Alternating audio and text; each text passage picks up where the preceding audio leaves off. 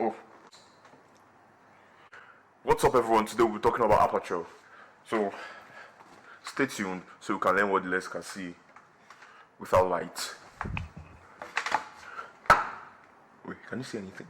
That has to be the dumbest intro I've seen in my entire life. Shut the fuck up, Solo.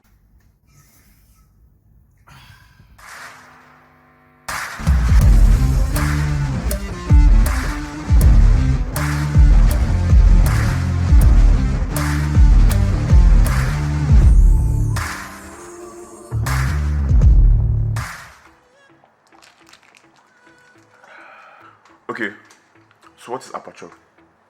Aperture is that hole in your lens that lets light into your camera. So there are two things the aperture of your camera affects: the exposure and the depth of field. Think about your eyes. The pupil of your eyes opens up to accommodate more light so you can see when you're in a darker environment, but if you're in a brighter environment, it closes back so as not to accept so much light. That is exactly how the aperture of your lens works. The wider your aperture, the brighter your image will look, and the smaller your aperture, the darker your image will look. So how do we adjust aperture in our cameras? Aperture is measured in f-stops or f-numbers. I like to call them f-numbers because I don't know why they are called f-stops, because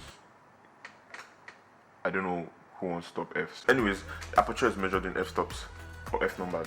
So yeah, so relating the f-numbers to the aperture means that the higher the f-numbers, the smaller your aperture, and the lower the f-numbers, the wider your aperture.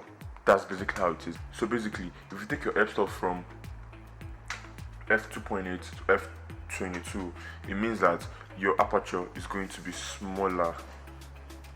That's what it means. And then your image is likely to be darker. It's going to be darker. The first point I need to take is the wider your aperture, the brighter it gets. The smaller your aperture, the darker it gets. Next point, the higher your f number, the darker it gets.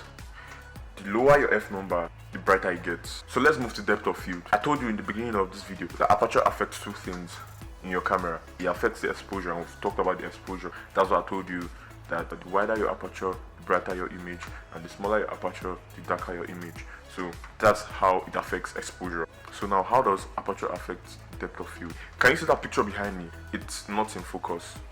Now look at me. I'm in focus, yeah? And everything else behind me and the books is not really in focus. It means that I am shooting on a shallow depth of field. Depth of field is a part in your frame that is in focus. If the part of your photo which is in focus is just a small part of the photo, just like how I am a small part of this frame that's in focus, it means you're shooting on a smaller depth of field. But if the part of your photo is in focus, if the whole part is probably in focus, probably shooting a group or something, it means that you have a larger depth of field.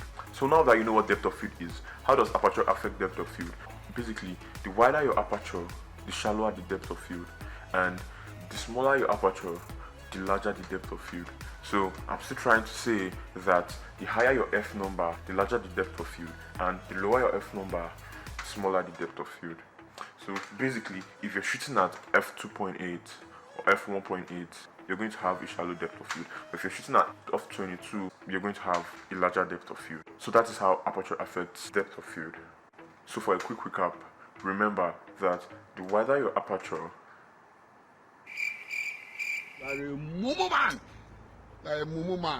so that is how aperture affects exposure and depth of field. So your aperture controls exposure and depth of field. Get it? You get it? Okay. If you don't get it, forget about it. If you don't mind,